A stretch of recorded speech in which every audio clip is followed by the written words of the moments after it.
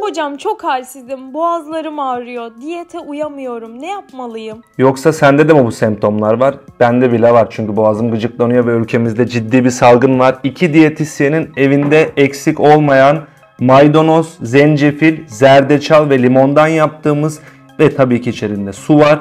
Oldukça C vitamini yüksek, anti-enflamatuar ve kış aylarında hem tadı güzel hem evinizde dolabınızda saklayabileceğiniz bir tarif.